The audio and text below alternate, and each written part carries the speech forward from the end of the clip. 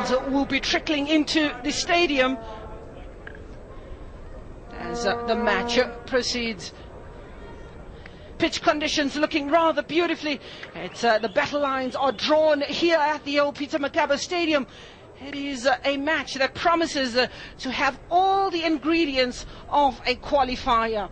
Well, for Shakes Mashaba, he qualified in 1997, and in that route, he brought players like Ashley Makaya, Benny McCarthy, Stanton Fredericks, and then Seramele Tswako followed, and well, we got to see some great players like Masango right now, who's blowing such a storm, as well as Kermit Erasmus. They were part of a great team by Seramele Tswako. Well, this is the third time lucky for Shakes Mashaba. The national anthem.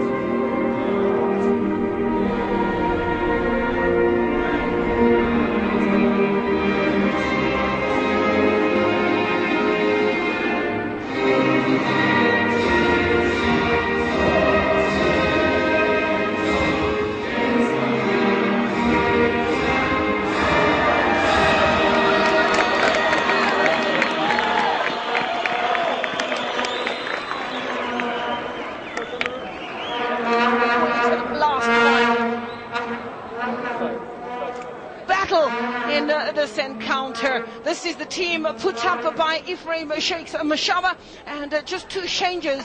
Jetron Bar, who comes in for a suspended Dumsani Msibi, and up front Tsepo Chain. Dolana Lipile is the other player that has given way, but more for tactical reasons. And the team for Cameroon showing three changes from their previous match. But in goal is Joseph Egbo, the man from Barcelona. In the middle of the park, Kwambe and Anunga. Up front, Pierre and Mauritius are the guys expected to bang in the goals. Well, that's a team that is being put forward. Let me hand you over to my co-commentator, Becky Litswalo. Kunjalo Gloria ngaphandle kongabatani nebekunene libalele ngisho nasebukhona bethinja njengoba sibona laba basiphathele umdlalo umnumzane Phalendra umfokane omkhulu waseMauritius lo umdlalo abaphethe lo namdlalo unaye Venish umfoka Swemba lo phela futhi naye lapha ebeMauritius futhi Jean Calva naye futhi ngale kunjalo bakhona phakathi enkundleni njena imatch commissioner namdlalo nguEdward umfoka Sinayi waseBotswana kanti fourth match official ngumnumzane Daramfier umfoka Hambunga walapha yebo eMauritius. Omana ngabe sibuka liqembu laseNingizimu Afrika lidlala i-4-4-2 formation lokusho kona ukuthi ngubo uyagadla kanzi futhi ngale kunjalo umntwana Mathabela naye futhi ngale kunjalo uyagadla ubone umfoka Maphosa nomfoka Majeka futhi naye ngale kunjalo emuva phakathi Smeke. Liqembu leCameroon lidlala i-4-2-3-1 formation lokusho kona ukuthi ngala mafisha i-4-5-1 umdlali Pierre nafukazi kusinemdlali lapha Marius phambili ngibo labataba baletha Tinduku kanzi uma ngabe sesibuka ukuthi emaqembu emenjani kumasapha kunemdlali lapha ebokhumbulana umfoka Mkhize na Hashim Domingos Hlotlo umfoka Liyepe bekakhona kanzi futhi ngale kunjalo liqembu laseCameroon nalo linebadlali labahle ngendlela lemangalisako line bakithi njengoba manje sibona lawa maqembu akhona phakathi enkundleni njena alwa impi lenkulukathi ngiloko lesibonako lomuhla ukuthi ngabe lomuhla emaqembu atolwa impi lengakanani kodwa ukhumbule ukuthi lomuhla liqembu laseNingizimu Afrika fanele lithole lithuba lokuphumelela. Gloria Brown uyohamba nathi esombeni sokuqala salo namdlalo. Thank you very much, Beggy. And it is all systems go here at the old Peter Makaba Stadium. And referee Parmida Nuku gets us underway. It is Cameroon in the familiar colors, red and green, attacking the goal from the left, from the right and to the left. And it is South Africa in the familiar gold and green uniform. Well, I'm Gloria Brown, and Becky Litswalo will take you through this afternoon's proceedings. And immediately the pressure being piled on. It's a throw-in to South Africa. Lots of expectations from these youngsters and so much on the shoulders of the youngsters. Well, most of these are playing their football in a number of established clubs. And Jethron Barr, one of those who plays for Bidvest, and we will recall him making his debut. He's known to his teammates as Kuzwayo. I wonder why Kuzwayo, but nevertheless he hails from Durban in KwaZulu-Natal, and he's been around for quite some time, and his ambitions are to one day play for Chelsea. That's really big dreams for a man that is just 19 years of age. But it is again the midfield of Shakes. We have known how he loves to play. He allows the freedom of the youngsters. He allows them to express themselves. He allows them to keep control and to enjoy themselves most of all. We are seeing a number of players that played in the COSAFA tournament that was held in Lesotho. Good to see the progression of the South African development.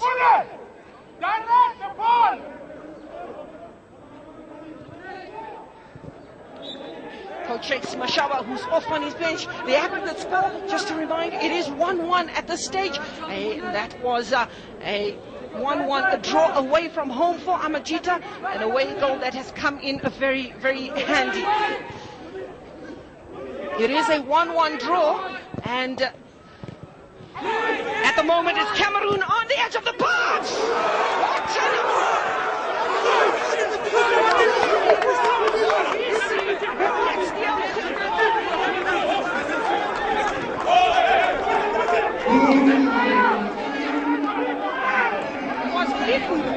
At his far left-hand side, have a look at this ball. It was a mistake made by South Africa in defense, and they paid a heavy price. Look at that ball, a cross cutter, and Jethron Barr could do nothing about that. But it is Cameroon that get the goal, and a good start for the away team. South Africa have it all to do. That is the goal scorer. Noubissi Marius is the goal scorer. Cameroon will settle down, but this will allow South Africa to unleash. This will push South Africa forward as they would be chasing the game. But what an early start. Definitely not what Shakes Mashaba had in his plan. Again, at the moment it is 1 South Africa, 2 Cameroon on aggregate. And in this match it's Cameroon 1, South Africa 0. South Africa, away goal has now been cancelled out. And if South Africa score, that will push this game into a draw. A draw that will then allow for a penalty shootout should it remain at 1-1. They scored 1-1. They played a 1-1 draw away. That is South Africa. So Cameroon have just pulled that away goal back. Throw in. Madisha Mujeka. Bangani. Cameroon in the middle of the park, trying to get the ball outside. It's Kwambe, does well, but unfairly so. Tabeko Kwambe, the coaches off his touchline. Have a look at the foul using his hand, a handball indeed, and spot on to the referee. Parmendra Nunku is also one of the officials at the Kosafa tournament in Lesotho, who he really enjoyed himself out there, a teacher by profession, so he would not be fooled by these youngsters out there. South Africa need to just get control of the ball, perhaps put it on the ground, knock it about and get some confidence. Safety first and into touch, breaking South Africa's momentum. It's a throw in for Amajit.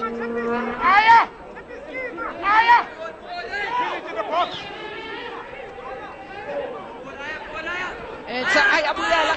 The captain close down quickly. Well, Cameroon do boast 2 Barcelona players. Yeah, that's heavy. 2 FC Barcelona players. That is the goalkeeper, Iboko, as well as Pierre. That's a Kunde Malong Pierre, the number 6. Kunde Malong Pierre, plays for Atletico Madrid.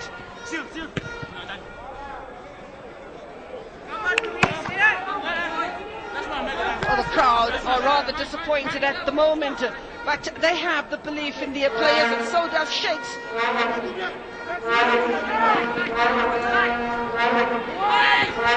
Heather away and only just, and that ball just skidding away from Kwambe. Showing some strength, and coach Alexandra, goalkeeper, making a hash of that. Jethron Barr in all sorts of trouble, being rescued by his defense. He needs a bit of motivation. He needs the crowd. A bit of nerves for the youngster. He's been rattled right now.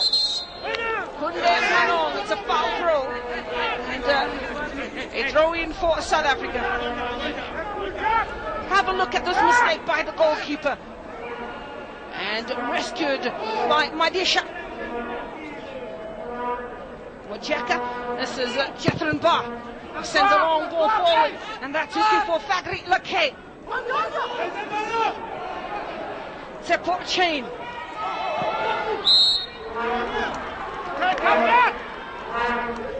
Keep the ball, Fagri! Offside, and Cameroon will take their time about the set pieces. They'll want to run the clock.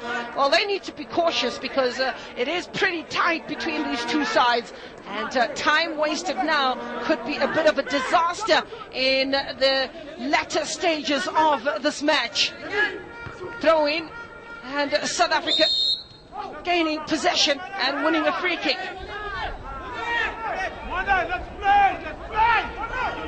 It's a set piece for South Africa. Morne now, he leaves it for his captain, Ayabulela, the 18-year-old who plays for his football for Vasco da Gama. It comes from Guguletu. South Africa wanting to take the game to Cameroon, and in that process winning the free kick. Cameroon will definitely want to disrupt the play of South Africa, because once they get into a rhythm, it is very, very difficult to stop the South African side. Possession, always key. Have a look at that, being bundled off the ball by a surge. We spoke about the height, we spoke about the physical strength, we spoke about the speed. But South Africa, on the other hand, need to use their physique which is not that huge, and that ball a poor one, but getting a corner nevertheless. South Africa's first corner of the match.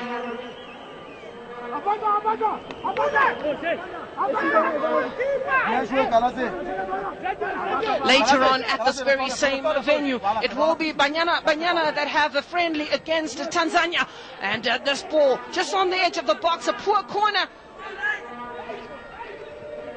taken all the way out, forced out by Cameroon, and throwing for South Africa. Not going according to plan. Mandisha Mojeka. Closing down very quickly is Cameroon. Onside, says the officials. It's Fagri Lakay. Brings a decent ball into the box. And trying to lay it back for a teammate. It's Morne now should have hit it first time, but he stayed down, and it would be wise for Fagri Lakay to get the ball out of play. Cameroon in all sorts of problems at the moment. Lakay offside, says the assistant referee. Morne now is up and about, the 18-year-old from Mitchell's Plain in Cape Town. And he's played for Supersports United. He was also part of the Zone 6 tournament where he holds a gold medal for that particular championship in 2012. Goalkeeper needs all the protection he can get from Mojeka, Matabela, and Ngubo.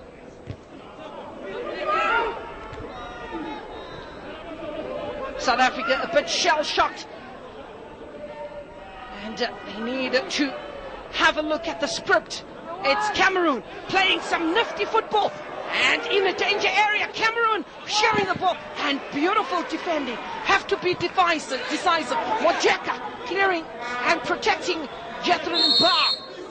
A free kick for Cameroon. They have not too many worries, because all they want is to allow South Africa to go and play in the middle of the park, not in the danger areas. And if we have a look at that foul, it is in the middle of the park where Cameroon have packed the midfield, and they will be expecting that it's not a free passage for the South Africans.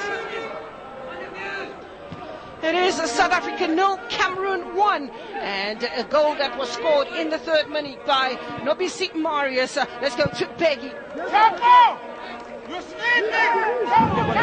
ikakhulukathi Gloria kuthi lo muhla yebo ikhemera seCameroon litelana kutawusebenza ikhemera seCameroon alizange letana kuphela ukuthi litawuvakasha kodwa noko lithe kutawudlala njengoba njena nasithi siyabuka kulamaqembu amabili bahamba phambili alelotwa ecanzeni badlali bekhemera seCameroon lelihle ligoli lapho sibona khona kubabeka lokho ku-aggregate ya 2-1 lokusho bona ukuthi iqembu laseCameroon lihamba phambili ngalamabili kuleli lotwa lelihle ngendlela lemangalisa kokuliphutha layo iningizimu Afrika. Njengoba ubona njena benda emaphutha mhlawumbe khona kwethuka nekwesaba akasibone nje ukuthi ngehle kube lithuba thipha umfoka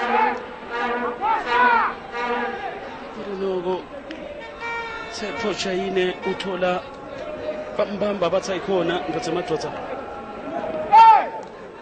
lapha ukhona kungakafanele ukuthi ube khona sise Peter Mokaba Stadium lapho sibe khona abafana baseCameroon lebasukile ngemtimba yabona ukuthi badla kusale lamajala lawa kodwa noko manje first ngudlala ngubo kodwa ushaya igoli lekhambele eCameroon ithumela futhi phambili kuthepho thatha afika jike shintsha cha makete leminyangwe falwa kahle kakhulu phakathi nenkundla bayabonana laba badlali uthumele phambili Brian Mfoka Anunga kodwa uyothatha nozinti Jethrin Kate Bar jala lapha kwaZulu Natal leli ambita khuzwayo igama lakhe leli ebamnikete lona mhlawumbe kufanele ukuthi simkhude ngoba sibonela kumaphushana nje lokuncane ekhuzwayo khona vele senqele liyasuka manje liyahlala akesibona manje ngomdlali ombe u18 Rabox alikuba kahle ibhola konse maphalini leli lophumela etuke maphali ibhola lakhe umdlali Kunde Malimpier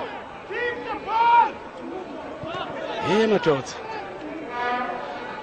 liphumela etuke maphali lokusho kona ukuthi bebakhonzile uyabona nasikhuluma ngemajaha lekanemsipho sikhuluma ngebadlali baseCameroon majaha lekadla kusale uyabona lela bhola livele laphumela etunga amaphali wathi ingenela enethini nozinti welcome laseNingizimu Afrika Jethrin Umfoka Kate Bara kanzi liqembu lakhe ibeat Westvert lona mdlali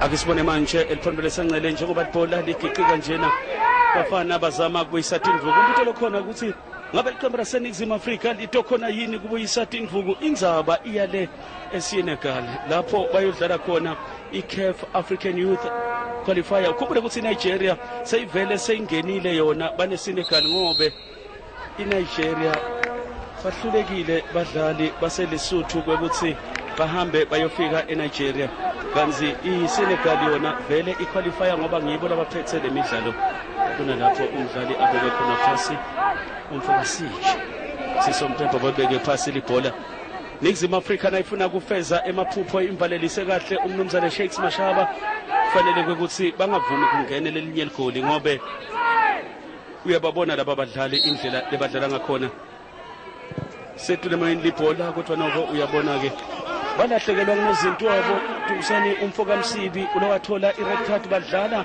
sonke sesibili lena eCameroon balishumi kodwa noko bakhona kubuya nemiphumela lethi 1-1 bavenjiwe phakathi nenkundla manje thumele kahle embili umfoka Nele yofika 18 yalithatha nozinti Nele bekabonile athi ayihlome ihlasele asambeni majangete sakuvuma lokhu kwendeke kodwa noko walile Joseph umfoka Ibogo wathi ayikhona mina ngigijima le eBarcelona eSpain so kuloko ngitela ngidawusebenza eNingizimu Afrika nginasihlobo nginamngani kude lokunye lengakwenda noma lengakuvuma babeNingizimu Afrika lomuhla itogcokiswa sidziya ekhaya silahlekelwe lithuba lelihle ngendlela emangalisako ngoba lena tournament yakhipha abadlali labahla yakhiqita Bobheni umfoka Makhati Kermit Erasmus lashaya ingwenya yemvo itolo ashaya lokuhle ngendlela lemangalisako kanzi futhi ngetulu kwaloko Staten Fredericks uyomkhumbula lomunye umdlali lomuhle ngendlela lesimanga Mandla Masango kwiqembu leKaizer Chiefs naye ushaya ingwenga yemvo ngikhuluma ngebadlali lebakhiqithwe ngilena tournament nangabe uthi uyabuka lomuhla bamigogodla yeNingizimu Afrika iloku iqinzethele njalo ke iCameroon akasibone njengoba liphosa libhola umdlali ande umfoka Seja phakamisa lisetule emoyeni kodwa noko sebavinjiwe njengoba sikhuluma njena lokakubitwa isiza skip bona bashayisana kodwa Sompempa uthi ayikhona ngikubonile lokhu majaha Libi Thomas bekwe phasi libhola lapho umntwana ngubo ngazange adlala kahle khona phakathi enkundleni bongane umfoka Mathabela ulithumele embili libhola kodwa noko sebamvimbile base Cameroon uyabakhumbula bo Jeremy Njitap uyabakhumbula bo Roger Miller lobe kasitaka shalgoli avele ajayive ngendlela lesimanga lemdlali lafaka ijezi number 6 Kunde Malong Pierre ugqokela ijezi la Rigobert Song umdlali lasilomo kuliqembu layo iCameroon nabo ke bantu benkosi lebafikile la lomuhla batawufuna ukuthi babe ingcenye yalena njabulo kodwa kuze kube nyalo nalibhole emuva dajini ulithatha naye ulithumele embili kuvalwa ngemehlo badlali beliqembu laseNingizimu Afrika abahlangani kahle mhlawumbe banalokwethuka nokwesaba ukuthi umnumzane Mashaba soyahamba afanele badlale bakhululekile ngobe umnumzane Mashaba uyalapha ku national team uthethe lababili labathathu kuleli qembu uthethe kapitana ayabulela umfoka Makwaka wathatha futhi Siyanda umfoka Ngubu wahamba naye ake sibone manje thumela phambili libhola eliphambili sekudla lapho bakhuphuka khona kodwa nokusebavinjiwe kahle futhi uyabona ukuthi akakajahi umdlali Tebeko umfoka Owambe yolekela athi uyabona ke nangoke Owambe ungangibudi ukuthi kusho ukuthini ukuthi Owambe ngobe ngakutshela into ongakayilenzeli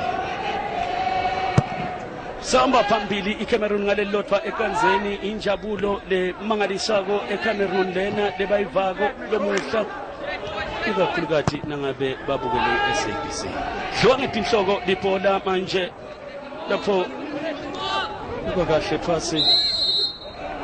Morne umfocus Mbogane.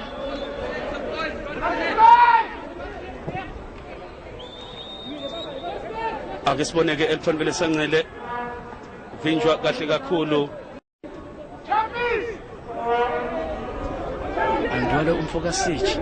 Bende luthonga abadlali bayo iCameroon bayathi ukuthi kufanele bayidefend lena lela lead. Ayabulela umfoka magwaq lokavele abitiwe eqenjini lesivungele kabambe libhola manje. Ayabulela uyaliphakamisa uthumela phambili ufuna ngubo bekathi uyafuna naye ufuna pula umfoka Marius kodwa noko sebavinjiwe.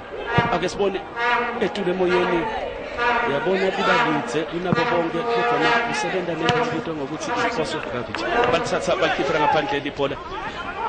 Badlali baseCameroon basukile phasi nangoke shakes umfoka mashaba indvodza lena ingwazi ninebekunene leyakhethwa ingekho ile kuthoya seAfrika babona abashali kandla lebekunene kodwa ngoba bachaya bajabulile bachaya ngobe ugwelela usizi letinye imbedi. Ake sibone Brian umfoka ayuka asuye Brian Mofokeng ngibona the big baby ngibona uBrian waseCameroon kanzima seCameroon bakhona uBrian Namthola nangabe ungafunisisa kahle. Ngibheki bakuthi ngibhekwa. Satha balithula phambili libhola njengoba babona njena. Emva kwemizuzu lelishumi nemfica. Kodwa solo dosiva. Iningizimu Afrika ayikakafiki lapha beya khona. Ebekunene. Chani lobulele buvuswa ngumlilo baseCameroon betane mechisa labantu obasa umlilo eThita Mugaba Stadium bafuna kuvusa leliqembu laseNingizimu Afrika.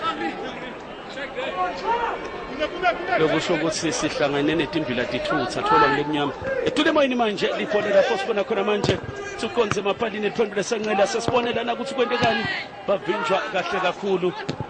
Abadlali beqembu laseCameroon are comfortable ngendlela esimanga. Gloria, these boys, the Cameroonians, are very, very comfortable. And you look at the errors that South Africa committed at the back. Definitely it's out of this world and out of this league.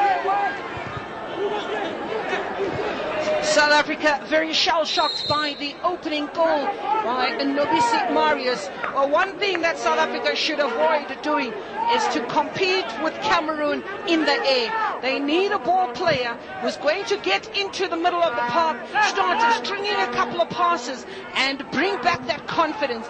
Elementary errors that are falling here for Amajita, but they need that goal before they go into the break to nullify that goal of Cameroon and perhaps settle into some sort of rhythm. Well, Sianda Ngubo has been closely marked, trying to put pressure on the goalkeeper, but watch out for Kunde Malong Pierre, the man from Atletico Madrid, together with Noubissi Marius, full of pace and just a bit of caution. Mojeka is spoken to by his teammates and stands up on that occasion.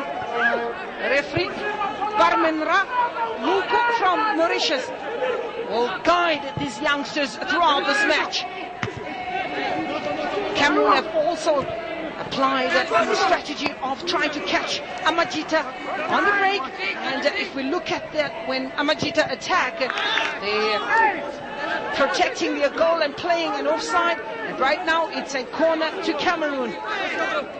They've settled down more better of the two sides is Cameroon. Christian Basongo, the number 10, leaves that ball for Kunde Malong. It's Pierre into the danger area, falls back to Kunde Malong, ball curling through comfortably into the hands of Chetran Bar. Well, he's dusted the cobwebs and has to do so. Mornay now looking for the hard-running Ngubo. Ngubo will definitely be closely marked. He was the top goal scorer in the Engine tournament. He's got under 12, under 17 caps and 7 under 20 caps. He's also a Milo champion. He's a McDonald champion. Kunde Malong, nicely done defensively. Mornay now. Straight line being kept up by Cameroon. Instructions from Coach Sheikh Mashawa is calm down, guys, calm down and play your game. But Cameroon not allowing South Africa to play their game. The coach in the interview earlier spoke about a number of changes, and he actually also realize that South Africa have very, very good players showing some respect for South Africa, but that's all out of the window. It's 11 v 11 right now. If we look at the foul count, it is 12 in this match.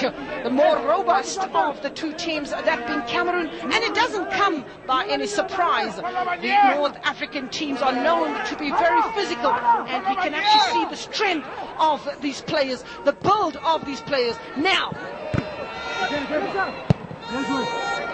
and effectively dealt with by Cameroon. Lekay showing some skill. Lekay, he had a wonderful tournament in Lesotho. Look at Malong. Mulang. Kuda Malong. Playing with such confidence. There's Kunde Malong. Throw in for Cameroon. Mongane. Mataba just making sure he gets the ball out of touch, and Majida just regroup. The goal scorer Noubissi. Noubissi. It's a throw in.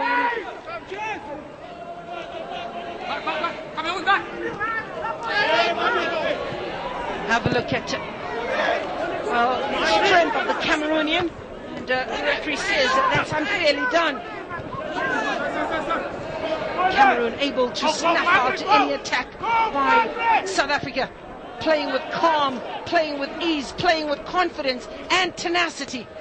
Look at the play, settling down into some rhythm, and some vision by Pierre. Saw the goalkeeper off his line, tried to send another snapshot which would have rattled Amajita.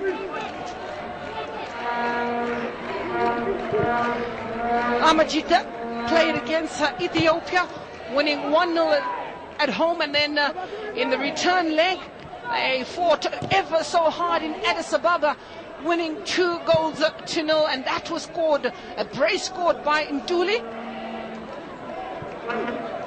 And coming to this match was a hard-fought draw for Cameroon. On the other hand, Burundi were the team that were unfortunate and won comprehensively also, 2-1.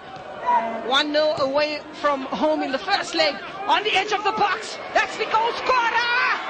And what a challenge! Noubissi Marius was lurking, and Noubissi Marius has been given the instruction to put the pressure on the defense of South Africa. Look at this ball. Look at Noubissi. The skill, and that was poor by Noubissi, but corner it was, and corner it is, and effectively dealt with.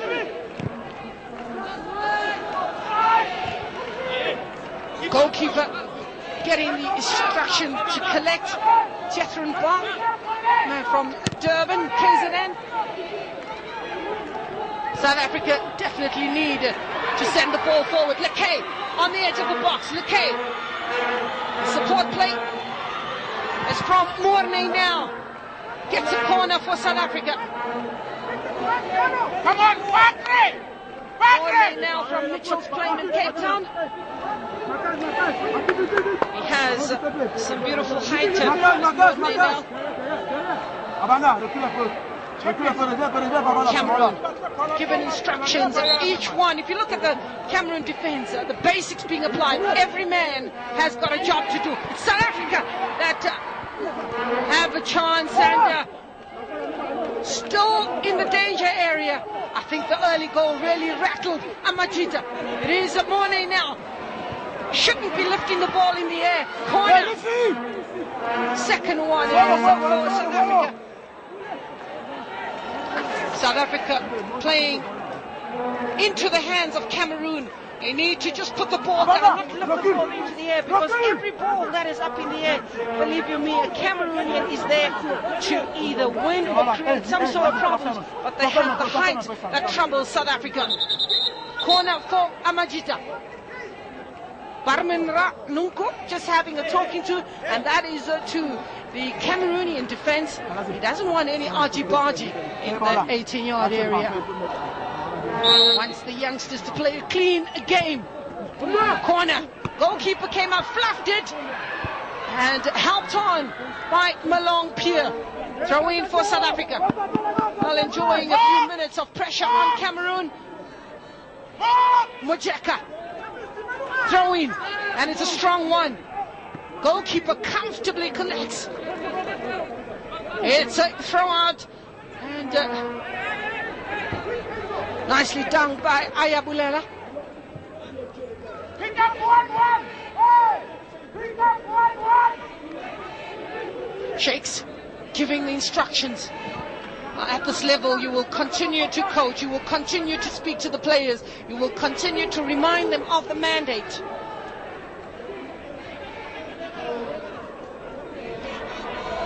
Jean Tavalba from Mauritius. It has been a Mauritian affair in terms of officiating, but we do have Edward Senai from Botswana as well, who is the match commissioner. South Africa is needing to put the ball down again now. It's just really been difficult, getting himself in all sorts of trouble. Calm, cool as a cucumber is Mojeka.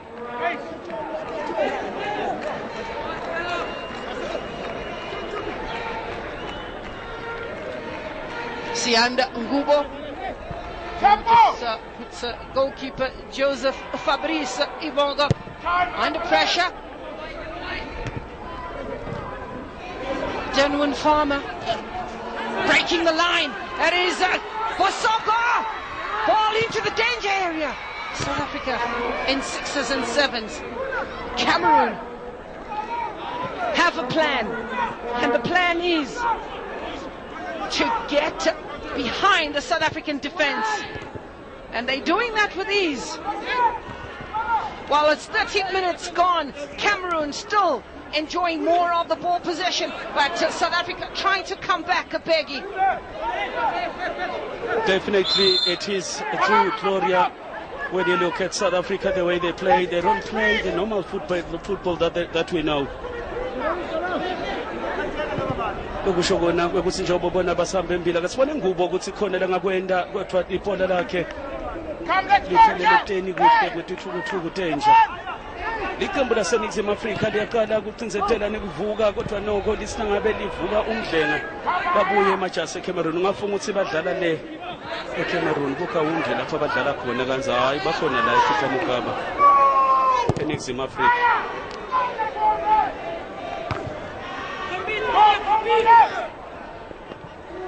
Ibhola lihlala lisetule emoyeni njalo, lokho kuyabajabulisa abaseCameroon ngoba vele badlalela uNkulunkulu.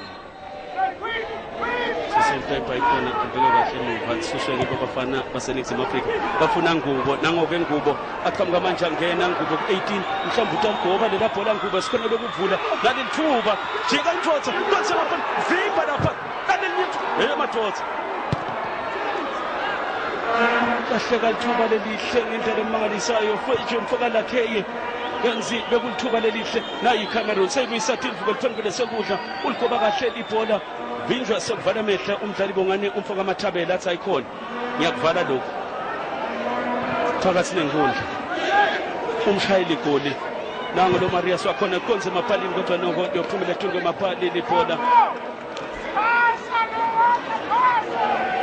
sethi bekathonse inguzunga yenbo balahlekelwe lithuba lelihle baseNingizimu Afrika lapho kubangawavula khona lawo masango neminyango kodwa ekugcineni uvele babonakala ukuthi ayikhona kwale kona kwenda umkhiqi namkhiqi kulamaqembu amabili njengoba sibona njena baliphakamisa ibhola balithumela phambili lifuna Ngubo liyamthola 18 lokusho kona ukuthi Ngubo ufuna ligobe leli phasela futhi iCameroon cover defense lenhle emuva yeqembu laseCameroon sebaqhamuka manje bangadli igobe temuntu baseNingizimu Afrika khumbule ukuthi Ngube nguye lo wakora le eCameroon phakanyiswa kahle libhola ifuna inhloko kanzinoko ekugcineni lothola inhloko ya Fred umfuka Bahma sobone Ngube uyalidlala libhola umntwana Ngube uthethe kahle walibeka enyaweni lemuntu umdlali Ukashiyana asibona usibone eliphendule sancele ukuthi manje bayindanda baseCameroon umshayeli igoli Marius ubekathi ungena ku18 kodwa noko lavele babayinzanzane libhola kudaleka futhi lenye ikona bayabuya bafana bayo iCameroon inzaba iyalapha ku African Youth Championship yakhumbula ukuthi abadlali beqembu layo iCameroon badlali laba abanelikhono ngendlela ecakile bayaligibela liladile impumelelo sibonele nakhona liphakanyiswa lisedolomeni lifuna inhloko kodwa noko baphuma baba batse abadlali Brian Anunga lifuna Ngube yabona Ngube ugadwele yamvotsa yindlela fake jezi number 15 Frank umfuka Bahna bekagijima eSpain futhi naye ngalokho njalo kodwa Ngube ngumdlali weqembu Orlando Pirates lona umdlali athola inqindi yetindondo umfoka Ngube sathi lo muhla utabambathisa yini lakhe libhola la lakhe liyamkeza fachi lakhe ingole besingakayilinzile kulakhe phakanyiswa kusethulemeni manje libhola ake sibone emuva lapha uhlera khona umdlali kanze eceleni kwakhe unendvotsa leshaya igoli lokuqala thumela kahle phambili lifuna lakhe libhola kodwa noko bana Ngube la ngafika kubo libhola emuva lapho sibona libhu umfoka Thomas ubeka sathe thumela phambili Sompempe uthi umdlalo uqhubeka noma athinzeke kabuhlungu kabi lo mdlali Nixim Africa thumela embili bafuna Ngube bayamthola Ngube ngaphandle ko18 naye bekathi uthumela embili uwe kabuhlungu kabi umdlali Morney phakathi nenkundla umdlalo usadlala phakathi enkundleni basahlasela baseNingizimu Afrika ngazibhola ngabalikhiphela ngaphandle kuze kuthi kuyangwe lekawe kabuhlungu kabi umdlali umfoka Morney buka indlela uwe kabuhlungu kabi ushaye ngenzama phasi nokusho kona ukuthi uthinzeke embamba ayikancane bekaseka lahlekelwe ngisho na ibalance nona imfokanele kodwa nangu uvuka uyatithatha ngoba lisosha vele lifela embili ngibona ukuthi isosha lifela embili kodwa bathi ayikhona ja qale uphumele ngaphandle kuze ukuthi sitawukhona ukubona ukuthi yini lesingakwenda nabo ke bantu benkosile bafikile la kodwa noko bafika nje nalomuhla tinhlitiyo timfiliba inhlitiyo tibhlungu kabi ngobe icwicwi letini nebekunene lokufaka phakathi umongameli weSAFA Deni umfoka Jordan uyababona abahleli laphana eTulu lokusho kona ukuthi babuke lesimo ukuthi ngabe sihamba njani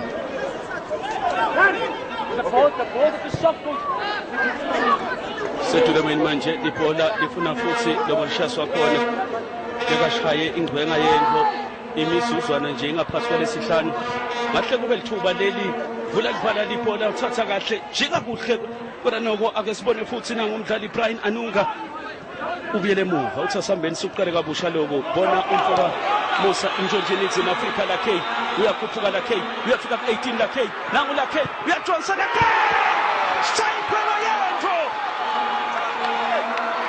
wow khamba kugijima kushaya isolo run umfoka lakhe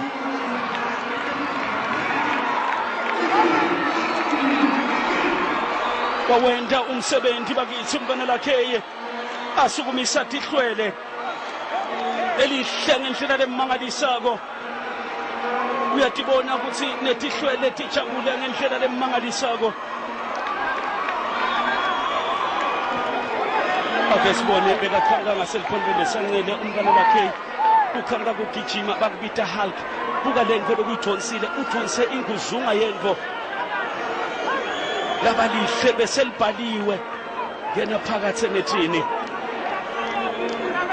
Fajila K bambita Hulk lebamthandzako wathi kahle majaha ufuna kwenda tinto tami uyambona 1 2 challenge yamajoro hey madoda ubonile ukuthi majoro wenda njani manje so uyajiya iva mfana feje umfoka lakhe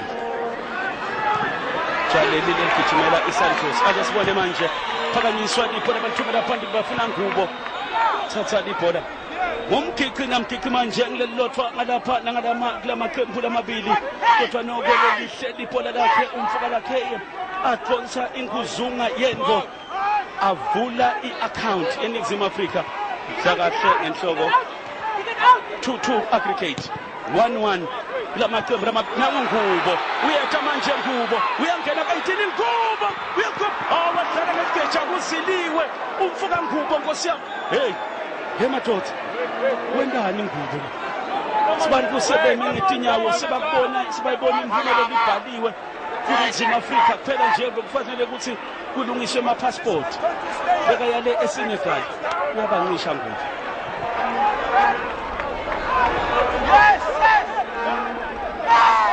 udlale ilikuba utili kuziliwe ekhaya ungena ngubo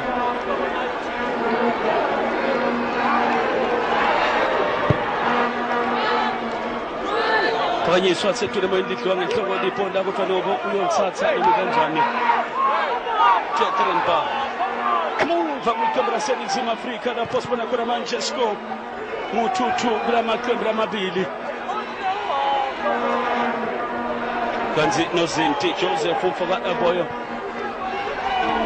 madoda usamile umdlali lapha emuva kufanele ngabe kudzala Sompempe amfakile phakathi enkundleni kodwa uloku umile lapha ngaphandle Morninel lobe kathinzekile Sompempe akaboni ukuthi umile lo mntwana nel ake sibone manje na iCameroon phakanyiswa libhola uyalithatha Khuzwayo olibambile Khuzwayo Gloria South Africa now they've regrouped and when you look at them they are a marvel to watch. What a goal by Fijila K. That was awesome, that was fantastic, but I think a little bit of caution and anxiety there on Shakes' bench. Mortley now was on the touchline after being injured for about 4 minutes, and South Africa scored that goal with just 10 men on the park. Right now it's Cameroon that are being closed down, and Kunda Malone Pierre not having it all his way. 40 minutes in this encounter, and it's 2-2. Let's have a look at the miss, Ngubo. Well, his surname is a blanket, and I think he had a blanket just over his eyes. But then what he should be doing is looking at how Majoro takes those kind of situations. These youngsters who do have their stars and their players that they look up to, Majoro definitely coming to mind, and Lekay should have really looked at how it's done by his bigger brother. Right now, a throw-in for Cameroon, and that will just throw a bit of caution to remind the Cameroonians that South Africa can play football. It's evenly matched, 2 apiece on aggregate score. Right now, should the game end as is, we will be heading for penalties. Throw in South Africa. Well, the goal set the stadium on fire. The people enjoyed a beauty by Lekay. He's just 17 years of age, Lekay. They call him Hulk, and you would know Hulk from the Brazilians. Big shoes to fill for the youngster. He's also a COSAFA champion 2013. Look at the hustling and the bustling. Well, that showing the strength, the mental strength of the players. Bundled off the ball. Well, that goal will really just get Cameroon, throw a bit of caution to Cameroon. We have 3 minutes to go to the first half.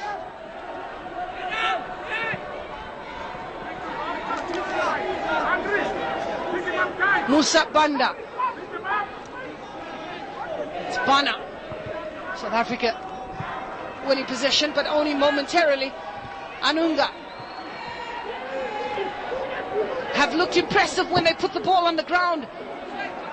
Just it's 3 against 2. South Africa trying to recover on the edge of the box. Cameroun off the crossbar. The follow-up, a poor one by Kunda Malong. Off the crossbar by Cameroun. Oh, we're going to see goals this afternoon. Have a look at this play. It was 3 against 2 for South Africa. Cameroun sending a vicious one, and that goalpost is vibrating a little, showing the strength in which that strike was taken. Disappointment by Pierre. Ngubo calling for, and South Africa winning a free kick. Mornay now brings his goalkeeper into play. Jethrin Barr. Look at the pace of Lakay. Lakay is goal on. This was another challenge, and it's the second goal. It's a goal for South Africa. It's a goal for South Africa, is it? The flag is up. The flag is up, and the assistant referee says it's a goal. It is a goal. And a good communication between the referee and his assistant. Lakay gets the second goal in this match, creating confusion. Look at this ball. He fought hard.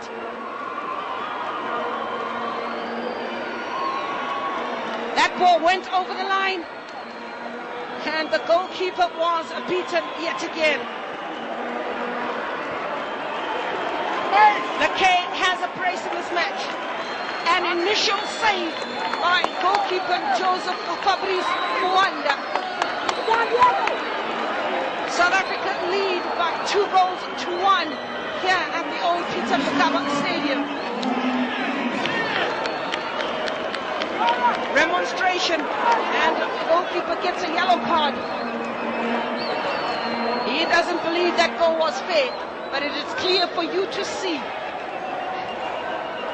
Cameroun are now chasing the game. 45 minutes gone. Jethrin Barr will need to take his time and chew the clock. 1 minute to be added by the referee, and his board is yet to go up. South Africa putting the pressure and pushing.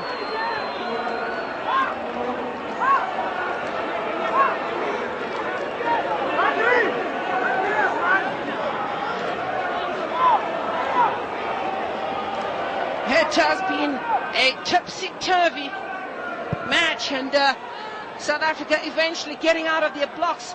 It was a slow start, shell-shocked by the opener, and South Africa pulling 2 goals back. Safety first, and why not? Seconds into the added minute. In actual fact, they've played that minute of optional time. It's a throw-in for Cameroun. Serge. And the goalkeeper, Jethrin Barr, will just take his time about sending this ball up front. Sets the tone for this afternoon. And Parmendra brings an end to the first half. A first half in which South Africa came back from a goal down to score 2 goals. Our 2-goal hero, that is Fagri Lakay, the 17-year-old from Hatfield in Cape Town. Hulk, as he's known.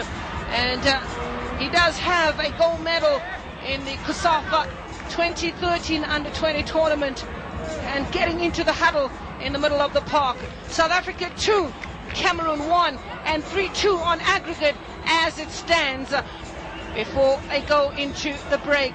Marius got the goal in the first half for Cameroun. And if we have a look at the stats, ball possession 53 for South Africa, dominating in that area. 5 shots apiece in terms of shots at goal and on target for South Africa. And offside. Well, let's do join me after. Benjamin, and we need to take care of him. And they've done well after the goal. They have done well. They actually attempted to come back into the game a bit later on, making a huge attempt in the box there.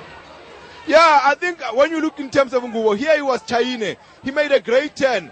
And when he was about to shoot there, I don't know what really transpired. He was looking for a penalty. But I thought, you know, when as a player, you should concentrate on what you're doing. Yes. The rest, the referee will see if it's a penalty. Indeed. And if you start falling around, you are giving the referee doubts about whether it should be a goal or it should not be a goal. And there we have it. Lekay scoring, pulling one back, putting things a level on aggregate. You know, when they talk about an individual goal, Fakhri makes the goal himself. Yes. Defensively, he was behind South Africa defending inside his own half. When he won the ball, he showed his pace. And he's always been the guy who's got the pace and lightning fast. And the finishing there was great. That's what you want to see. But when South Africa started playing the balls wide and our wingers got involved in the game, we started playing. There again, it was Marius who nearly punished us, the ball hitting the upright. I thought defensively again we were open, but lucky enough even Konde could not make a follow-up with his shot. Indeed, he was very disappointed skying his ball. Let's talk a little bit about Ngubo. He's the man that the boy that everyone has been looking at to actually try and put South Africa forward, but for some reason he seems to be panicking.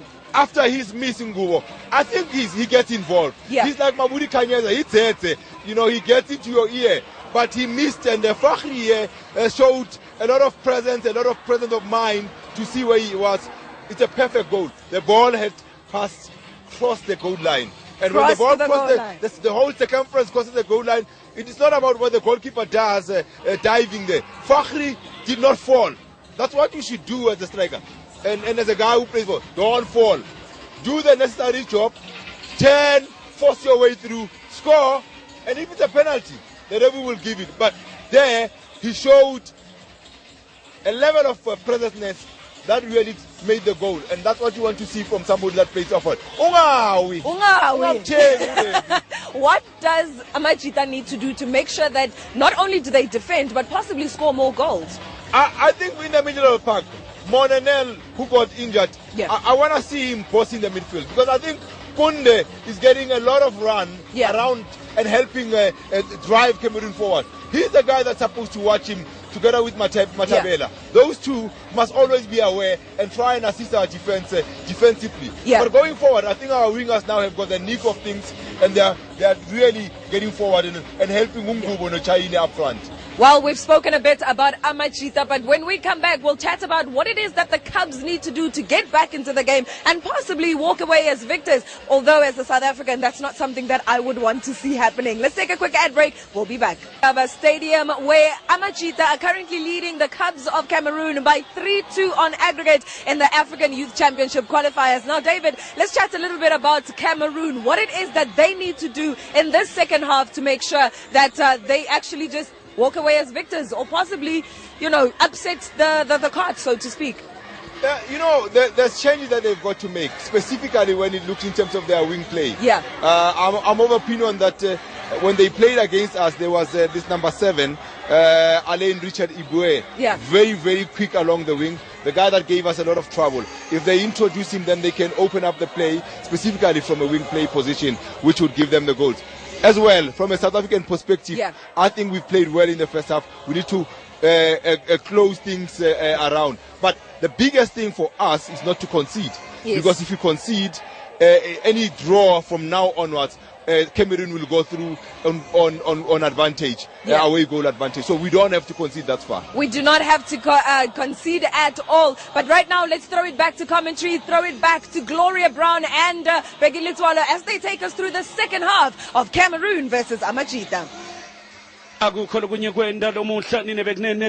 Kogo sempumelelo likhawe lalomuhla ngumdlali Fajila K lomuhle ngendlela lemangalisako angimboni ahlala kuleli qembu leSantos lona mdlali ngobe indlela lekadlala ngakhona indlela lekade ethemba ngakhona kuyabonakala ukuthi uyalati ilipali uyamtonza nozinti lelinye ilipali akukho ngokuthatha kuye lona mdlali muhle muhle ngendlela lemangalisako kodwa manje silindzele ukuthi Sompempe asinikete kusuka nokuhlala kwalona mdlalo kulamaqembu lamabili awakathanise lokho kutothatha iNingizimu Afrika kuyinikete lithuba lokuthi liqoke siqoko sempumelelo. iNingizimu Afrika ihambe njalo iqoke impumelelo njengoba ubone lisuka lihlala njena.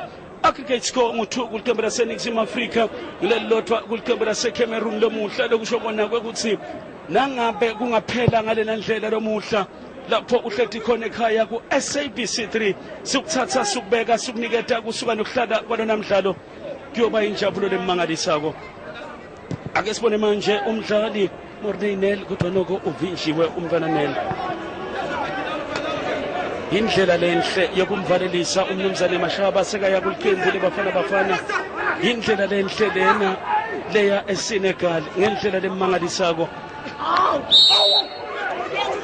Sompempe ikhona ja Sepho Chiane ungadlali ngalena ndlela Sepho mfoka Chayine ake ubuke kodwa phakamele ja ladlula bonke labantu aphe mangami ngiyabona ukuthi asuke njani lamaja ubuke etifuba ncane lo mfana lona kodwa ngafika abuka athi bowuthini babe ngilathi ngiyaxolisa mfana wami xolisa wena kunene isipha lemingaba nalilithuba ke lemdlali lapha ePhambili ajika kahle bakithi kunde umfoka phe thatha nayo uthumela phambili emuva lapho sibona khona Sage nayo uphakamisa uthumela phambili manje kodwa noko athi ngamane kudaleka ikona kusho umdlali Madisha umfoka Majeka lo benemidlalo lomuhle esombeni sokuqala selena midlalo bathela ngabe bathatha ithuba badlali beqembu laseNingizimu Afrika njengoba sibona emakona sekasikhombisa phakathi enkundleni setula main libhola lifuna inhloko kuphela walikhipha futhi Majeka ngenhloko kala kahle phakamisa kahle libhola yabona abadlala leni besigqitha semzansi phondweni lesekudla kusaphakamisa bathi haleli libuyela ku6 area box 90 degrees bekwe pass ukhuzwayo Jethro Bar mfana walapha kwaZulu Natal susa lela bhola lihlathi tivakashela etindlebeni uyambona Shakes Mashaba uyaqala uyalibona liphupho ulibona nje leliphupho ufana naMoses lewayikhomba iKenani akazange afika kodwa ngibo lakabuye labasusele eveni lelisizi nalomuhla eliphondweni lesekudla ake sibone baliphakamisa njena libhola nangumshayeli goli bakithi umdlali konse mapalini kodwa noko lelahleka ibhola lakhe umdlali kunde phe shama suta uchanza kuhlupha lo Marius Noubissi wakhona lo emuva lapho sibona khona manje khuzwayo ulithumele embili libhola lifuna inhloko kodwa noko thola naye ingcwedi khawela lomhla thethe ulibeke kahle kuThepho Thepho ufuna lelikhawe leli ngufiji lakhe ake sibone manje njengoba bakhuluma ngokukhule umfoka asiyane bamvimbe kahle emuva lapho sibona khona manje libhola nangibongani umfoka Mathabela naye sovinjiwe jika kahle nebhola nanguphe thumele embili Madisha Majeka ubavimbili thumele phambili manje ufuna lakhe uyeta lakhe bamshova sini Sompempe uthi ayikhona ngingakwendi lokho uthi somuqa ngokubonile lokho maye uyahlupha lo lakhe ufana neliphele endlebeni uthi nakaqhamuka ageleta njengemandi ethe njengeligagasi uyabona ligagasi naliqhamuka awuliboni ubona selayidute ubone ngemandi sekakuvala ukuthi ayikhona sokunenkinga lo lakhe lesikhuluma ngaye ngesilumbi bathi lightning does not strike twice in one place kodwa lakhe ukwendile lokho uneblaze balibeke phasi libhola liphakamisa lisethule emayinini Khaman shayisa lapha ku crossbar libhola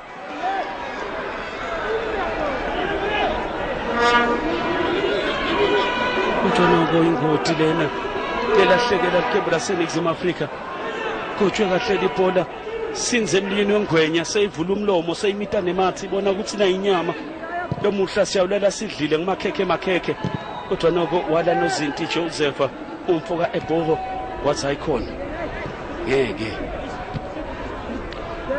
shada pha ku crossbar ibhola ngesibonelo phambili sancele ukuthi mhlawumbe lokuba ngahle bathi uyisethindu ukuthi sethule vimba sokuvala emehlo emuva madoda la ngathi bashayana ngenyoka iphila phambili sancele futhi ngahle kube ngelinye ithuba phebeta nozinti kodwa bekalibeke kahle enyaweni lendvodza nangoke akhuphuka umdlali Brian umfaka anunga thumela imbili libhola umdlali Jean fikile ku18 sebavinjiwe bayeda manje laba seCameroon lokuncenga ubuke kahle libhola shayisa lapha emfotheni lakhe umdlali bakithi sije nizima Afrika kuba manje nguNgubo uyajika Ngubo ubeka kahle phakathi nenkundla kodwa cha bathi baqhamuke nge-counter attack akufanele baseNingizimu Afrika bavumele iCameroon ifike emapalini ngoba uma bangayivumela kube ngo-2-2 kuphelile ngeNingizimu Afrika akunama penalty lesiya kuwo la nangabe kungukuthi mhlawumbe kuphela ngale ndlela iNingizimu Afrika iyadlula phambili sibone manje sebamagange ngisho ngathi babathele ngemandi laba seCameroon eliphondwe sancele nangumdlali Christian Basoko uyaligoba libhola bathi hayi bese liphumele ngaphandle ibhola lakhe bakithi umfoka Basoko albeko phasi nangoke Basoko uyambona unganeminyaka lengaphansi kwa20 Basoko njengoba umbona nje Basoko uneminyaka lengaphansi kwa20 akhibikile laba bekunene nangumnumzane Shakes Mashaba uyambona ukuthi uphishekile lewe kunene umile ubambe likhalo uyabatshela ukuthi vimbani angathi kusilabakhuluma silumbi ubatshela thina akathi vimbani emuva lapho sibona khona manje iNingizimu Afrika phule umfoka Marushiane thatha uthumele embili kodwa noko lapho thatha ulikhiphela ngaphandle Aubrey umfoka Maphosa Maphosa ake sibone manje phakanyiswa setule moyini kodwa noko Phosa kugwaza ekhaya iNingizimu Afrika uyalithatha nozinti etyaweni tateni umfoka Fama lekancanze manje sekangena endlini uyabona ufuna Ngubo sovinjiwe njengoba sikhuluma manje leli liqhamuka nemidlali Jean abanda kuwa lithatha lithumela phambili eliphondweni lesekudla nangu lapho umdlali owambe bayakhuphuka manje laba baseNingizimu Afrika ngokuthi Themba uyalicela Ngubo lokho kwaphasa competitive uthi umnumzane Shakes Mashaba ugadliwe umdlali umfoka Maphosa kodwa Ngubo bekagijima eliphondweni lesancele ngabe uvele wamnika wathi ni bathisa le Ngubo kuze kuphuma nelikhokho enyaweni kuMaphosa ngathi mhlawumbe uhlobene navila umfoka Maphosa asathi Sompempe ukhipha yellow card uniketa umdlali ebambita Morneinel uthi ukhetha isikhathi ngendlela engekho asengiswa isikhathi la noma ungangena esupermarket uthi ngawuthenga isikhathi la iPulukwane ngeke thola yellow card umdlali Morneinel ngokuchitha isikhathi ngokufanele ukuthi aphose ibhola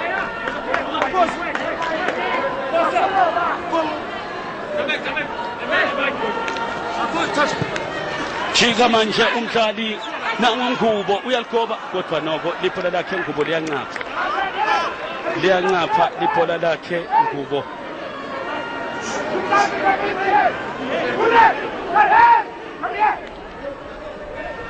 ake sibone manje njengoba lithatha lithumela phambili Joseph umfoka ebhoko lapho bananzele emuva ngalamabili kulelodwa thumela kahle embili eliphambili sancele nanguNgubo yencinga manje indlela yakhe Ngubo shaya lapha idilidali ilahleka indvodza kuvala kuyabajayivisa abeka kahle madoda wadlala ngeligeja kuzindiwe Morney umfokanele ebusweni bemapali phakanyiswa manje sokufanele baxoshise madoda bathina bakhuphuka laba badlali beliqembu laseNingizimu Afrika kuphakame tinwele kuphakame boma high yonke lento bayagijima labadlali bashiya ngisho nenyosi bashiye nesithundi bayahamba nabahamba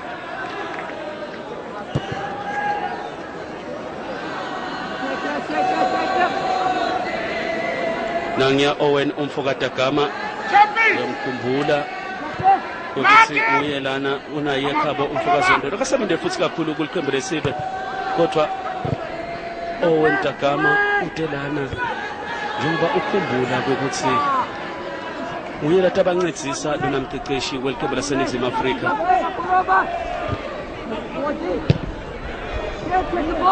phakathi nenkundla ake sibone Brian inathetha uthumela kahle liphonbele sanqele uthi asambeni majaha nale jale child goal nine kokunene kodwa noko injwa kabuhlungu kabi Sompempe uthi ayikhona majaha salibekwe phasi lisuswe iqembu laseNingizimu Afrika bekwa phasi libhola liyosuswa ngumdlali ungene ngetinyawo kabuhlungu kabi umdlali bakithi Brian umfoka Anunga nangu khabo umfoka Zondo bakithi uDedne Kiyona team yambona ufake ijezi leKiyona. Gloria Brown, you look at this second half. What a second half to start. Prosper South Africa.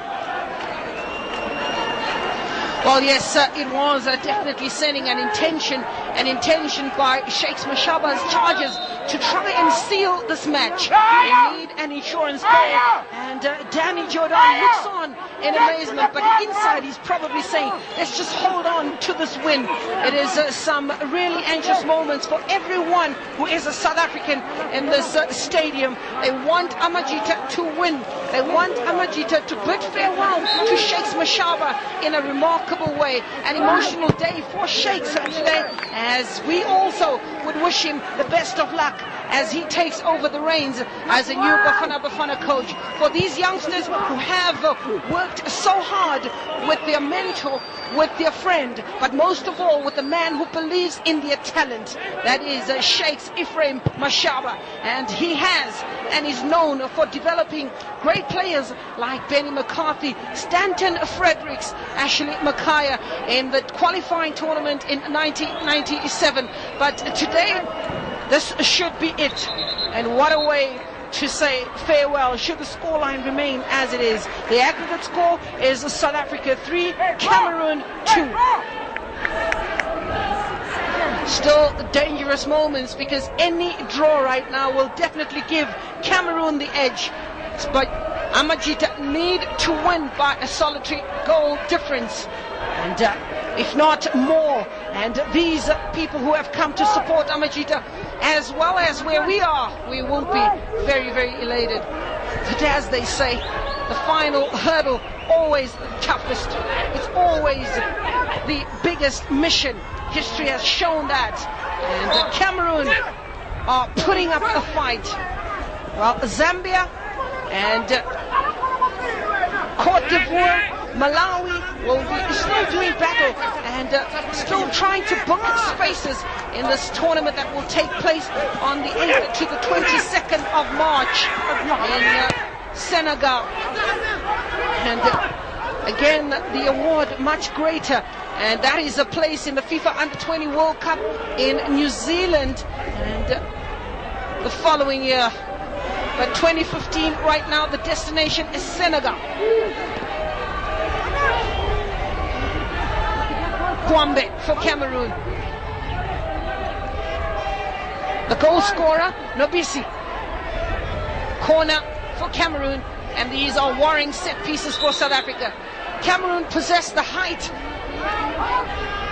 and defensively South Africa were wanting in the first half, preparing a change for Cameroon.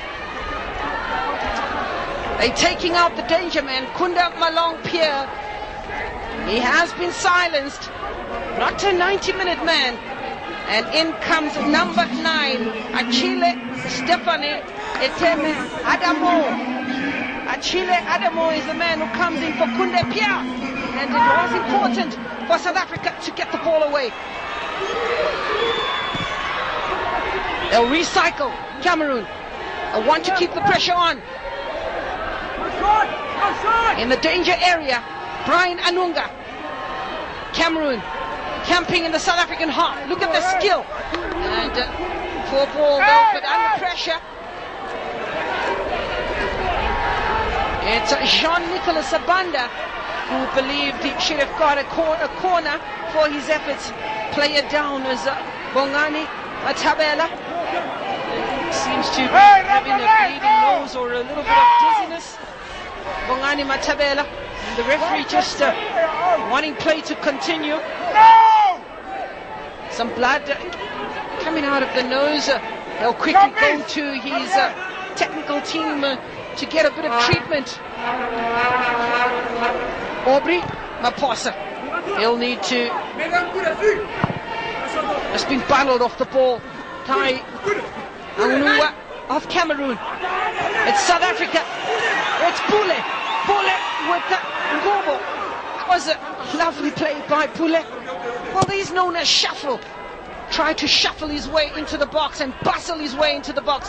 South Africa also preparing for a change of their own. Just out of the picture is number 13 getting ready to do battle for Shakes. Akile was come on and ties himself in the knot and just gives away possession to South Africa. It will allow South Africa to regroup. It will allow South Africa to regroup. First change made by Cameroon.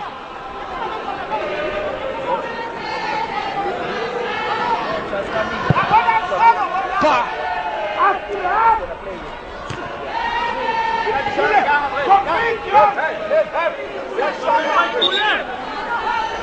It's a throw in for South Africa. And they'll take their time and chewing the clock.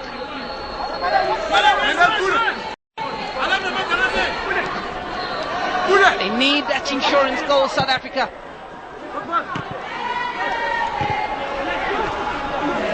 Goalkeeper who's had a sterling game. He tried everything, but Lekay was just good enough on the day. Doing ever so well to stay on his feet in getting that goal that separates the two sides. Just to remind you, Fakri Lekay is sitting on 2 goals in this encounter. That's the man. That's the man of the moment. Stalky player.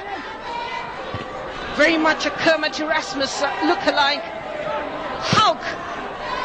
And that will just work in favor of South Africa as the ball is kicked into the stands behind the goalkeeper. Just gone past the 1 hour marker and South Africa make their first change. Out comes Tsepo Chayani, the man known as Balotelli, and in comes Dikgang Ngobo.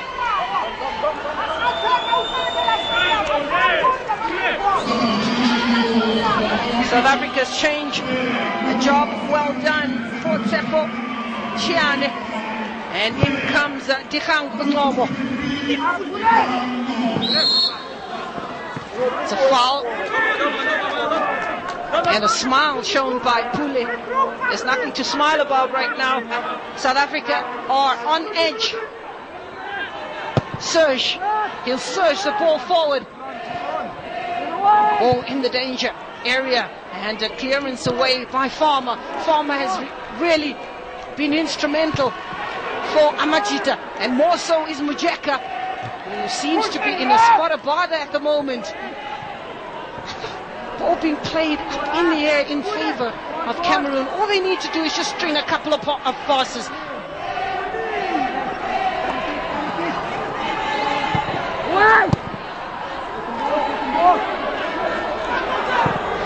Dikgang.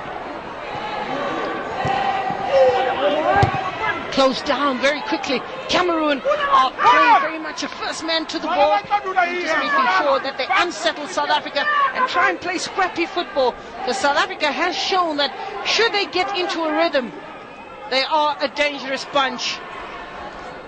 Jethrin Bar, Kuzwaya if you like, helped on. Ngubo does well to bring it down on the chest. Lack of support. Pule on the edge of the box. Shuffle on Ngubo in the edge. Pule! Over the crossbar. A chance for South Africa to make it 3-2. On the day to make it 3-1. That is. Look at this play. Beautifully done. Nicely played. And the goalkeeper forcing the error on Ngubo. Well, these chances really, let's hope they don't come to haunt. Pule and Ngubo playing a good 1-2. Some strong challenges coming in from the Cameroonians. Libya Thomas is climbing all over Ngubo. Well, perhaps he does have the blanket that they want so that they could get a nap or two. Christian Basogo, look at the pace of Stefani Achille. Nicely done. An important challenge by Farmer, the man who plays for Super Sport Development from Port Elizabeth. What a challenge. Look at the strength of Achille. And look at the equally good challenge. He needed to get the timing right. It's a corner to Cameroon. Variation. And again, Farmer. Well, it has been a business-like performance. And such that South Africa still are leading by 2-1, Vegi. It is really indeed, but you look at South African side, they are so convincing, but maybe they don't understand that they will need to kill this game once and for all. Balahlekelwa ngemathuba lamahle ngendlela lemangalisa kodwa nokho ungenile bakithi umfana Ngcobo Dikhangi. Sibona manje eliphombele sangele bakhipha kahle. Lapho sibona khona kuphana lo ibhola liyamshiya umdlali Aubrey umfoka Maphosa. Ngcobo umdlali utamele eMamelodi. Kufanele uyambona lona Morneinel. Bakuthatha baliphakamisa balithumela phambili lifuna inhloko kodwa noko emuva ubuka indlela lena adlala ngakhona udlala indlela yena usatha bakhiphela ngaphandle kodwa sibabili badlali lephasi kulamaqembu lamabili umdlali lekangene Stefan umfoka Adamo lo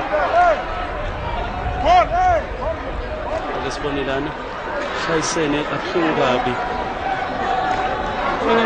buya Trasi umdlali Christian Basogo kanzi babili badlali balele Trasi iNingizimu Afrika kanzi nangabe kuyaphela ngalena ndlela batawuhamba indlela sehlobile leya eSenegal Shakes umfoka Mashaba utabawendile wakhe umsebenzi siyamathi umntwana Mashaba injabulo yakhe uyikhombisa ngetinye imbithi abo-ke bekunene labasemsebenzini bakhanza ukuthi kubalekiwe emsebenzini bafikile la kodwa liyabhala amandla television lapha sekhaya tengini seyabaya ukuthi nikuphi nini bekunene ukijikiwe nje ngalabantu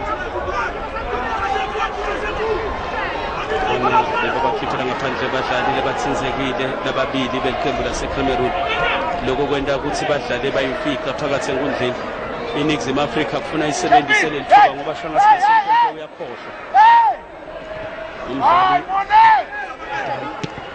thumele embili manje isesifubeni khule beka kahle phakathi balibeka kuye futhi iphula libeka kuNgcobo lapho sibona khona khuphuka kamnanzi kodwa noko uvinjwa ngumdlali umwambi emuva lapho sibona khona manje uyoqala kabusha umdlali Jabu mangithi uyajabulela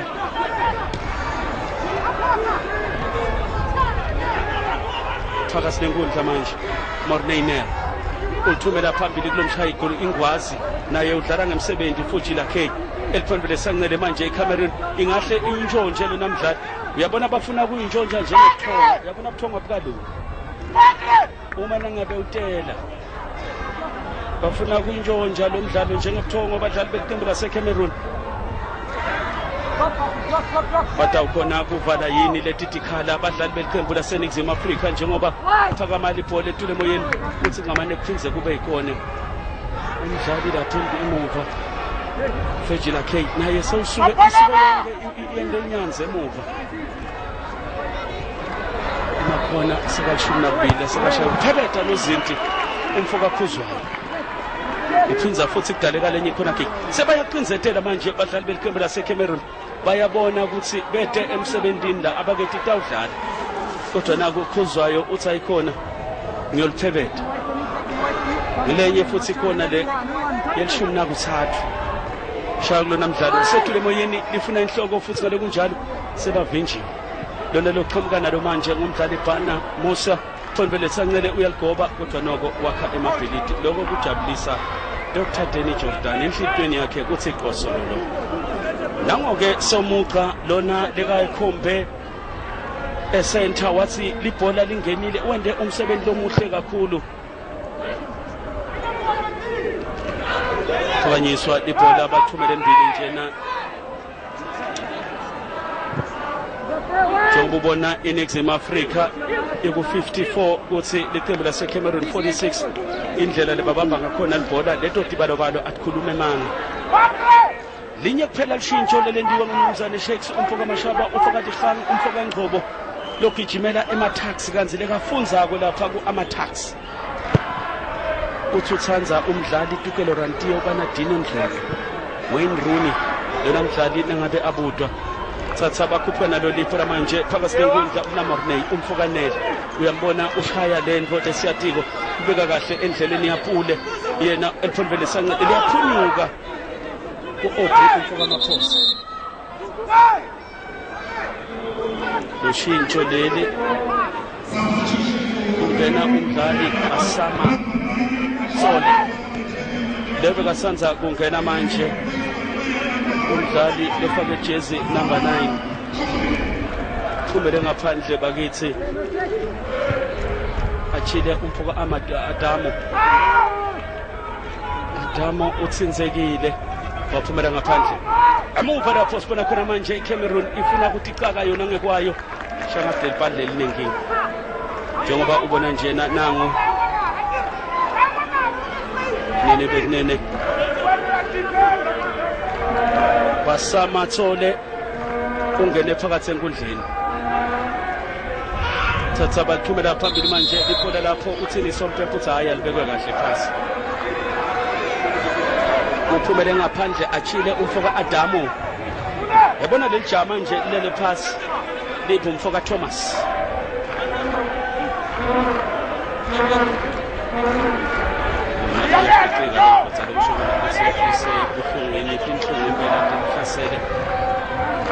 Peter Mokaba Stadium kulapho balwa khona abadlali balwela indlela leya eSenegal kodwa noko lokho kuyisitha kakhulu iNingizimu Afrika ngoba sathi nesiqedza kubona lokho sabona abadlali impumelelo lenhle lemangalisako kuninhlobo libhola lapho sibona khona manje nangu lakhe uyaphuphuka manje unemagonso uyahamba lakhe uyawela uMgqwe Center uyagabangela lakhe uyayicela indlela umntwana lakhe bakithi alibeka kahle iqembu Sancele kupule napule nayo usasangeni maja uyaliphakamisa iqembu Sancele lifuna umdlali umfoka Maphosa uyaligoba lisethule emoyeni nalithuba la ngoma wahlula bufisha ngoma kodwa nangu nayo ulibambile njalo ngaphandle kwe18 konza libhola lifuthi lalahleka libhola lemdlali Morney umfoka Nele thatha noSindi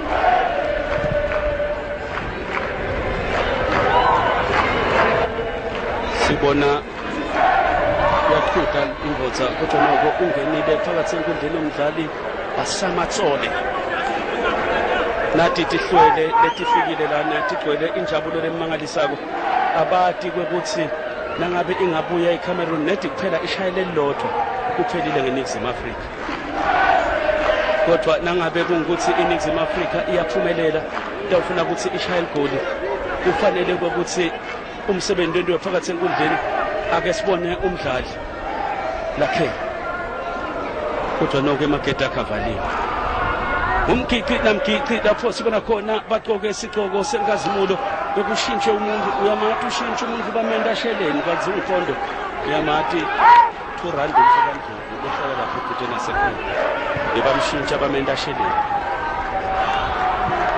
phakanyiswa kahle libhola lifuna Ngubo eliphonvele Sancele naye uyasuka Ngubo uyakhuphuka muhle ngendlela lesimanga Ngubo shaya lapha tinto letihle ngendlela emangalisako abele emuva kulakhe uphakamisa inhloko udlundisa nenkundla ufuna pule kodwa noko la ngafika lela bhola liyogiqika liyophumela ngaphandle bekalibone kahle badla kona phela beva abantu bengosi bahlatshelisa injabulo na indvodza ayiwile lapha phasi ibanjwe majaqamba nini bekunene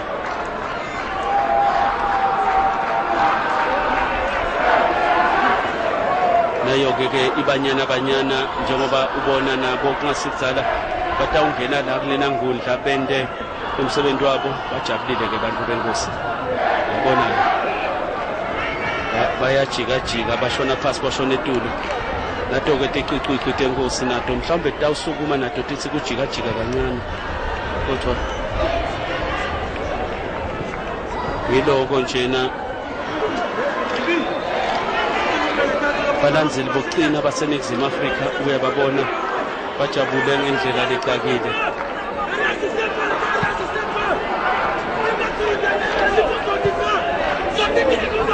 Uyabona-ke lile bekunene labanye lebetela indzaba lemnanzi yawungena phakathi enkundleni Richard Umfuka Ebwele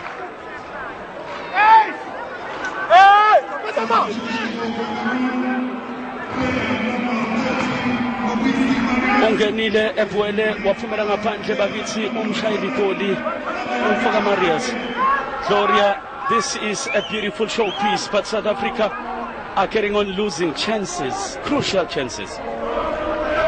Well, it is chances. Let's hope that we'll look back and say we should have, would have, and could have. Had they banged them in the back of the net, they would be playing with less pressure right now if they had the insurance goal hitting the upright in the opening of the second half. But right now Cameroon seem to be in all sorts of trouble. Akile Stefano, the man who came on in the second half for Cameroon, has been subsequently substituted by Basama Nsole. And then another change, which is the third and final change for coach Alexandra Belinga. Alexandra Belinga brought on Alain Richard Ebwele. And this hopefully being the final change for South Africa. It's the second change of the match. And number 15, Patrick Lekay, a two-goal hero, he gives way. Lekay, after a wonderful performance, and he gets a thumbs up from his teammate. And in comes Sikelele Lutile, and he will make sure that he gives his contribution to Amajita. Lutile comes in and slots into the offensive role. And Fagri Lekay, the man giving way after a job well done. Remember, destination is Senegal. For these youngsters, it will be a dream come true. Ngubo has had numerous chances to give South Africa that insurance goal. Right now they lead by 2-1 in this CAF qualifier.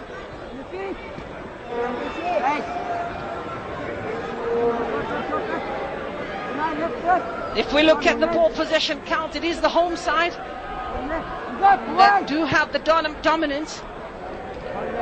Cameroon will continue to fight on right up until the last whistle. Now has been instrumental, diffusing every situation that's been thrown at him. A bit casual every now and then. Complacency, shouldn't be seeking it. That's what we enjoy seeing. The skill of Shako Bule. A man from Soweto, has also played for Lions FC, he's played for Celtic. Look at this. One thing at this level is the enjoyment of the football. Very pleasing to the eye. But this needs to be happening when you have done the business. Mojaka, that man has really given his heart out, and he's played a brilliant game. Ngubo and Ayabulela, two of those players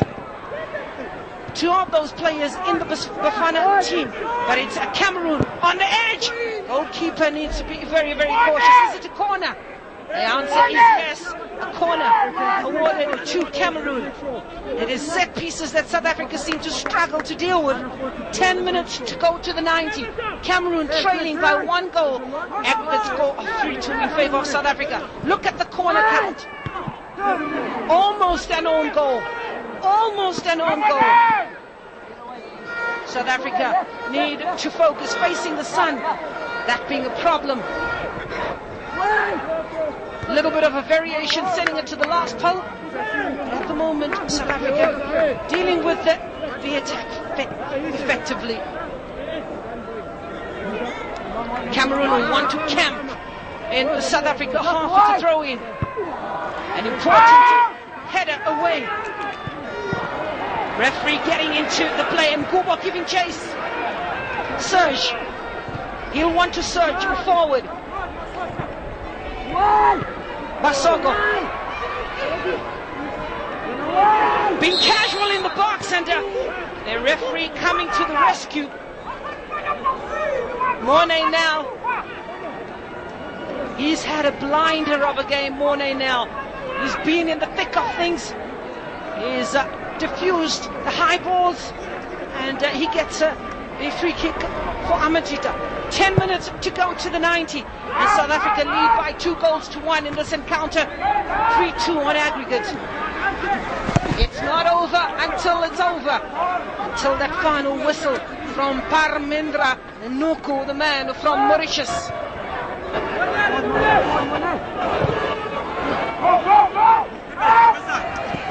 Pull it. Yes, chase. Now, needing to just put the ball on the ground. Gubo sandwiched. But what does that remind you? Doesn't it remind you of Jerry Skosana, who played a blinder for Orlando Pirates in that Champions League match? He was sandwiched but managed to steal the ball. And got that ball important goal, which allowed Orlando Pirates to win the Champions League. Nicely done. Shuffle. Plays it with Maposa. Look at the skill. Helped on. South Africa gaining in confidence. One thing that Shakes will want the players to do is express themselves. Not too many yellow shorts. Not too many yellow shorts in the danger area. Tabel. We've seen a bit of caution thrown on Mojeka. He was overlapping in the first half. I think it's very sensible to have him staying back. As Cameroon was smoking, putting on the pressure on South Africa. And seems to throw a bit of caution on Serge, player down for South Africa. Not much fair play being practiced here. The referee realizes there's a foul. It's game just taking a foot off the pedal and going off the boil a little. I think you're now seeing the anxiety in all the players. Cameroon probably saying to themselves, what do we need to do to get that equalizing goal? Because should they play a draw, they go through. On the other hand, South Africa wanting that insurance goal. Now, Gubo. Ngobo brought down and a set piece for South Africa, which will allow Amajita to regroup and perhaps play. Look at this Cameroonian playing with strength and playing with heart. The foul count 28. That's pretty high at this level. Cameroon more robust.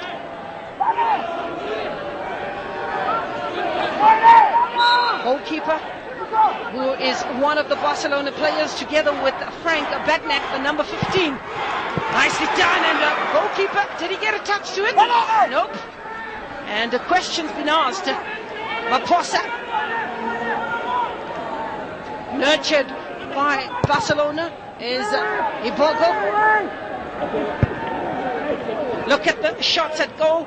Cameroon edging slightly. South Africa look good when sharing the ball. They need to play this right. Hospital pass by Ngubo, but it falls kindly for Ngobo. Ngobo on the edge of the box. It's Pule, shuffling his way on the edge of the box. Beautiful ball. Offside is the call. It will be interesting to have a look at the replay. But then Cameroon waste no time in surging forward. Cameroon wastes no time in surging forward. Basakma Nsole. It's Cameroon. Important for Amajita to remain focused.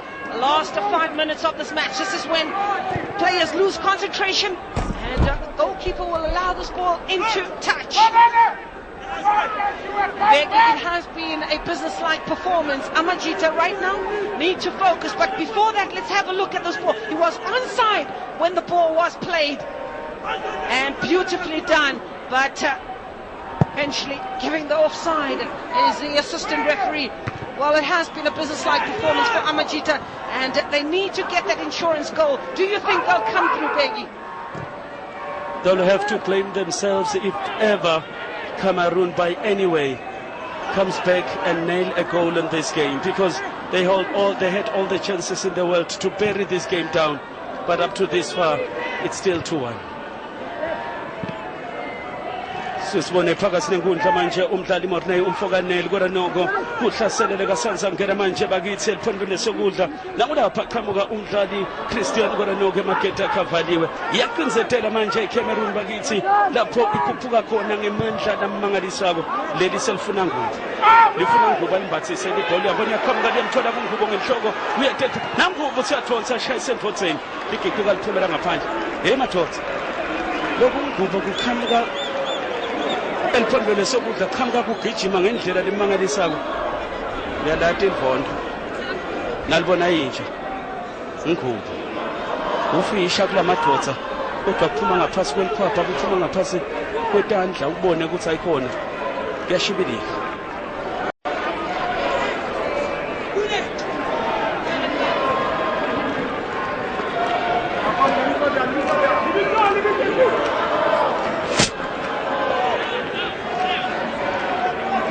Lipola liyophelela futhi kukhona sport.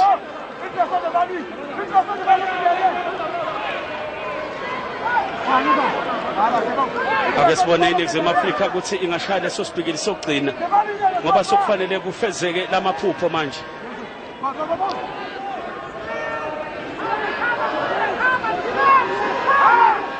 Emuva ke lapho Joseph umfuka eboko lona yellow card kulona mdlalo phakamisa kahle ulithumele embili libhola lifuna inhloko njena kodwa no iNingizimu Afrika uthi siyagadza konke lokho sibuke kona embili bathumele ngubo nakule udlalile lomuhla kulona mdlalo kodwa noko lodlale kahle kakhulu umdlali Majeka umfuka amadisha ube muhle ngendlela lemangalisayo umdlali lakujimela iqembu leMamelodi Sundowns phakamiswa kahle ke manje kufanele sancele ushasa imbonyo lokho kuyabavala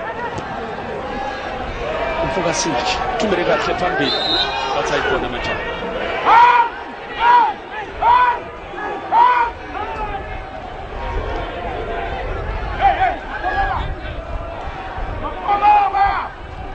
Phondweni sokudla manje Brian umfuka anuka aliphondweni sokudla ake sibone manje ukuthi bangahle bathlethe indvuku udaleka futhi lenye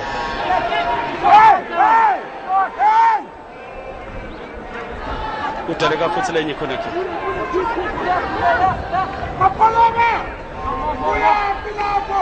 phakanyiswa setule moyini leli uyalithatha nozinti bayajabula abaseNingizimu Afrika bayajabula futhi lena ethola bayajabula emganduzeni bayajabula ngendlela lemangalisayo.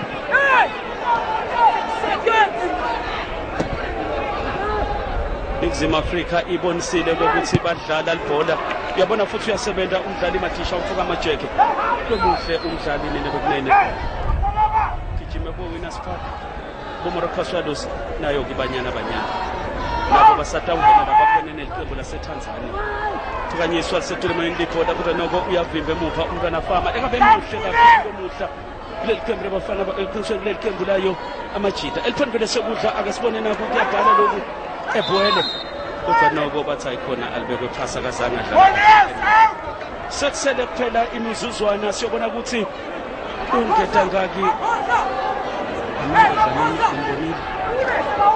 kapteni uthatha tinzambo yakubeka phasi wakuniketa lo mbona lebambita bhuku